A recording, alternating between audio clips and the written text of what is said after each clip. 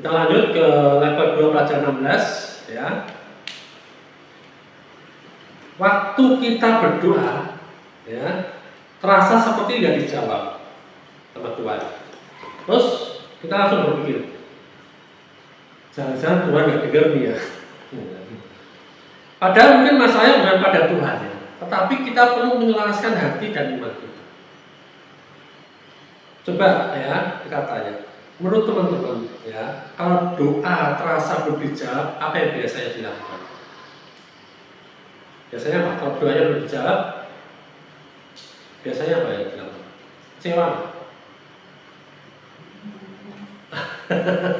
Sebenarnya iya sih. Terus berhenti berdoa. Teman-teman berdoa nggak dijawab juga, ya. Terus merasa Tuhan ini jauh ya. Kadang-kadang seperti itu. Nah, kadang kita ini memperlakukan doa itu seperti pesan setting kita ya. Kalau 5 menit belum dibalas, kita sudah berpikir, kenapa nggak dibalas ya? Ya, wah ini biasaan buruk nih, nggak mau balas nih, ditutupi lagi, ya. Silent lagi. Ya. Padahal Tuhan ini kan nggak pernah offline. Ya. Dalam Yakobus 5:16 doa orang benar bila dia yakin didoakan sangat besar kuasanya. Amin. Artinya doa itu tidak pernah sia-sia. Tetapi ada saat di mana kita perlu belajar untuk tetap percaya, tetap berdiri dalam iman, tetap berpegang pada firman seperti itu. Ya. Nah, hari ini kita akan belajar satu hal penting. Ketika doa terasa belum dijawab, bukan berarti Tuhan itu tidak bekerja. Ya, seringkali Tuhan sedang bekerja di balik layar. Dan tugas kita adalah tetap percaya dan tidak menyerah. Amin. Amin. Pelajaran 2 ya, pelajaran 16 ini, level 2 pelajaran 16 ini judulnya apa yang harus dilakukan bila doamu tampaknya tidak dijawab. Ya, Tuhannya diblokir.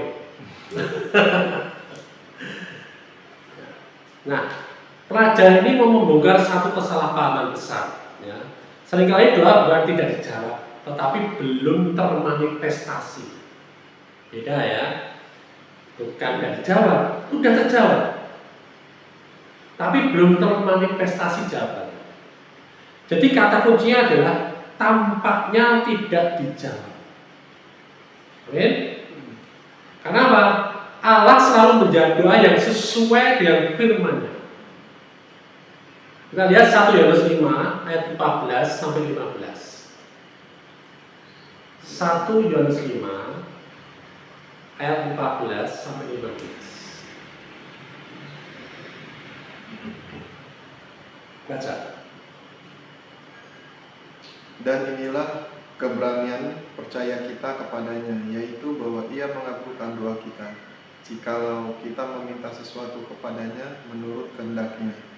Dan jikalau kita tahu bahwa Ia mengabulkan apa saja yang kita minta, maka kita juga tahu bahwa kita telah memperoleh segala sesuatu yang telah kita minta kepadanya. Amin. Berarti kan ya, bukan akan menerima, tetapi telah menerima, telah memperoleh. Artinya apa? Secara rohani jawaban ini sudah diberikan, meskipun secara jasmani belum terlihat. Amin. Ya, Matius 7 ayat 7 sampai 8.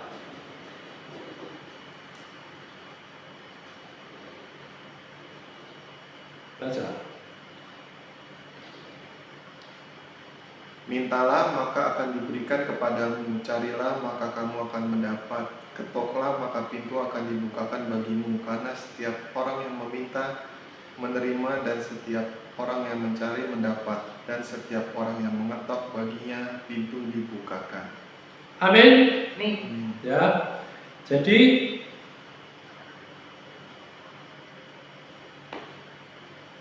mintalah maka diberikan, carilah maka akan mendapat, ketoklah pintu pasti dibukakan. Jadi firman itu jelas ya, Allah tidak pelin-pelan. Ya, amin. Jadi kalau minta pasti diberikan. Ya nggak pikir-pikir dulu. Berikan enggak ya? Enggak. Cari, kalau kamu mencari apa, dia masih berikan. Maka kita pasti dapatkan apa yang kita cari. Kita mengetok, pasti dibukakan. Jadi firman-Nya jelas, Allah tidak bimbang. Nah, tapi mengapa kadang tidak terlihat? Ya. Yohanes 4 ayat 24.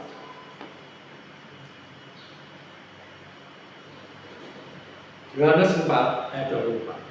Disitu dikatakan apa?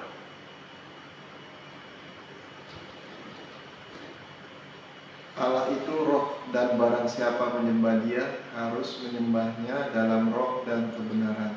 Amin. Mengapa kadang tidak terlihat? Karena Allah itu roh. Ya, jawaban seringkali diberikan di alam roh terlebih dahulu, karena Allah itu roh. Untuk melihatnya di alam jasmani diperlukan apa? Iman. Seperti itu. Ibrani 11 ayat 1. Ibrani 11 ayat 1. Baca.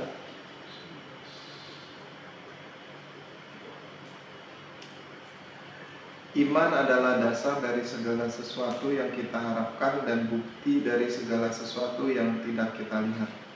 Amin. Iman adalah bukti dari apa yang tidak terlihat. Jadi iman ini bukan untuk menciptakan jawaban. Kadang-kadang orang akan dengar kamu harus berdoa dengan iman dan supaya Tuhan jawab. Enggak, seperti itu. Ya. Kalau orang biasanya udah terbiasa dengan ngomong seperti itu. Ayo, kamu harus punya iman supaya doamu ini dijawab. Enggak ya. Iman ini bukan menciptakan jawaban. Iman ini mengambil apa yang tersedia di alam roh. Gitu. Amin. Amin. Ya. Seperti apa? Seperti gelombang radio selalu ada di udara. Kita lihat nggak gelombangnya? Enggak. Tapi itu nyata. Iya. Nyata. Kita perlu alat penerima yang disetel pada frekuensi yang tepat. Gitu. Doa juga sama seperti itu. Allah memancarkan jawabannya. Iman adalah receivernya. Nah, ketekunan adalah cara kita tetap menyetel. Gitu. Jangan nggak nyampe terus matiin. Ya, enggak seperti itu. Kita tetap tekun. Artinya apa? Kita tetap setel itu radionya, dan iman kita terus ya sebagai penerimanya di situ. Contohnya Daniel, ya dalam Daniel 5, dia doa, jawabannya datang cepat. Tapi dalam Daniel 10 butuh 3 minggu. Namun malaikat berkata, sejak hari pertama doa dipanjatkan, jawaban itu sudah dilepaskan. Ya. Jadi ada 2 faktor penting di sini. Daniel 10 ayat 12 sampai 13. Daniel 10, 12, 13. Lalu katanya padaku, janganlah takut Daniel, sebab telah didengarkan perkataanmu sejak hari pertama engkau berniat untuk mendapat pengertian dan untuk merendahkan dirimu di hadapan Allahmu. Dan aku datang oleh karena perkataanmu. Pemimpin kerajaan orang Persia berdiri 21 hari lamanya menentang aku. Tetapi kemudian Mikael, salah seorang dari pemimpin-pemimpin terkemuka, datang menolong aku. Dan aku meninggalkan dia di sana berhadapan dengan raja-raja orang Persia. Ada 2 faktor penting di sini. Faktor waktu. Ada jarak antara pelepasan jawaban dan manifestasi. Yang kedua, faktor peperangan rohani. Ada perlawanan rohani yang menghambat prosesnya. Tapi Allah tidak berubah. Amin. Yang berubah adalah kondisi di antaranya itu. Antara jawaban dengan manifestasi. Ada prosesnya. Ya. Nah, faktor yang menghalangi manifestasi apa?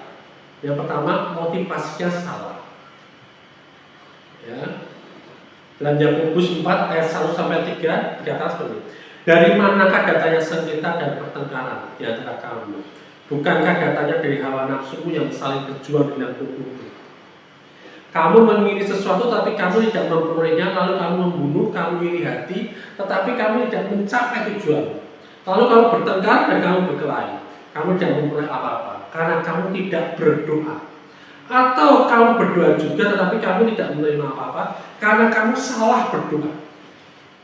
Sebab yang kamu minta itu tidak kamu habiskan untuk memuaskan hawa nafsu. Jadi jika doa didorong oleh hawa nafsu dan ego, itu akan menghambat. Doa bukan alat untuk memenuhi keinginan daging, melainkan apa? Sarana bekerja sama dengan kehendak Allah di dunia ini. Amin. Amin. Amin. Nah,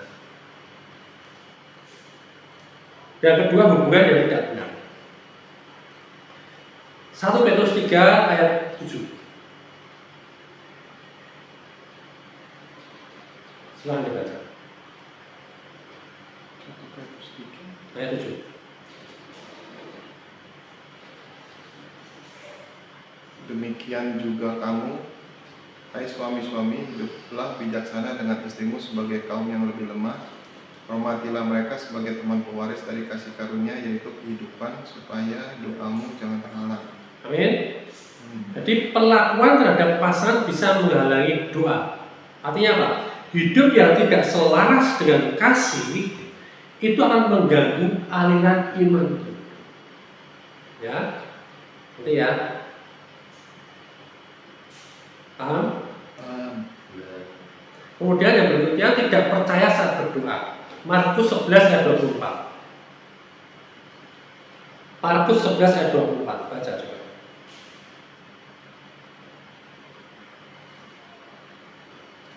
Karena itu aku berkata kepadamu, apa saja yang kamu minta dan doakan, percayalah bahwa kamu telah menerimanya, maka hal itu akan diberikan kepadamu. Jadi percaya bahwa Anda sudah menerima, maka Anda akan menerimanya. Banyak orang berdoa hari ini, besok ragu, besok saya lagi mengeluh. Itu seperti mencabut benih setiap hari untuk melihat apakah sudah tumbuh. Ya, lihat ya. Percaya bahwa Anda sudah menerima, bukan percaya bahwa kita akan menerima. Beda ya? Beda tipis kan?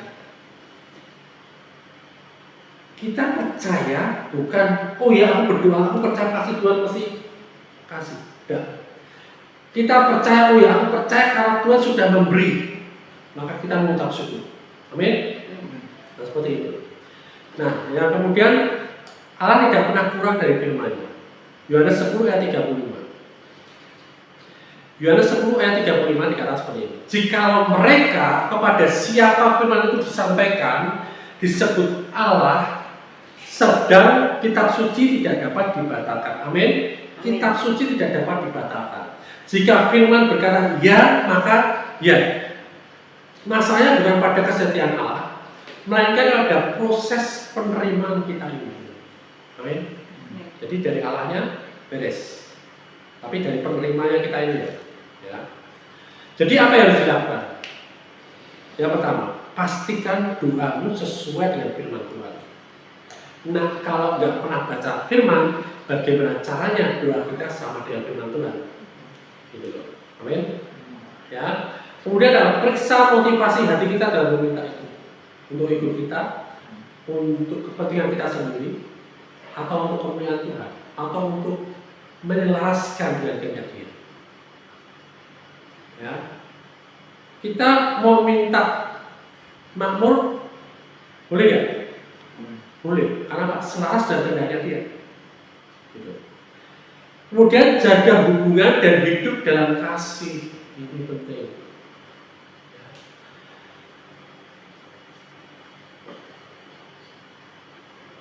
Percaya bahwa Anda sudah menerima. Bukan percaya bahwa kita akan menerima Anda, tapi percaya bahwa kita sudah menerima. Amin. Amin. Jadi kalau kita selama ini berdoa, kita minta transportasi yang baik, kita minta rumah, perkebunan, dan itu semua selaras dengan kehendak Tuhan, ya. Kita hari ini percaya bahwa kita sudah menerima itu semua. Amin. Ya. Kemudian apa? Kalau kita belum menerima, bertahan. Bertahan dalam iman meski belum melihat manifestasinya. Amin. Oke, inti pelajarannya apa? Allah ini selalu menjawab doa yang didahulukan dengan iman. Jawaban mungkin sudah ada di dalam roh. Iman menariknya ke alam jasmani. Penundaan ini bukan berarti penolakan. Ya. Jangan berhenti percaya hanya karena belum melihat. Kadang masalahnya bukan Allah tidak menjawab. Masalahnya kita berhenti percaya sebelum jawaban itu tiba. Pasang kok ini aku seperti ini terus. Kondisinya rumah tanggaku seperti ini terus. Susah pasang. Wes selesai. Ya kan? Berhenti percaya sebelum jawaban itu tiba. Jangan. Amin. Tekun. Nantikan terus. Karena Allah pasti sudah jawab. Amin. Amin. Pasal kamu belum dapatkan hikmat, belum dapat pewahyuan, udah minta belum? Sudah. Kalau kamu sudah, berarti kamu percaya bahwa itu sudah ada. Tetap percaya. Amin. Amin. Kabar baik. Tuhan Yesus memberkati. Kita berdoa. Bapak, kami mengucap syukur hari ini kami sudah menyelesaikan pelajaran pemuritan sampai level 2 ini. Terima kasih Tuhan. Engkau yang terus menjaga hati kami, Engkau yang memelihara firman dalam hati kami juga, dan Roh Kudus yang senantiasa mengingatkan kami untuk setiap firman yang sudah Kau tabur. Terima kasih untuk hari ini, dan kami bersemangat berantusias Tuhan. Kami semakin mengenal Engkau lebih dalam lagi. Engkau Allah yang tidak pernah berubah, dan kami mempercayakan hidup kami pada Engkau. Terima kasih Bapak, kami mengucap syukur di dalam nama Tuhan Yesus. Kita semuanya sepakat mengucap syukur dalam nama Tuhan Yesus. Haleluya. Amin. Merdeka.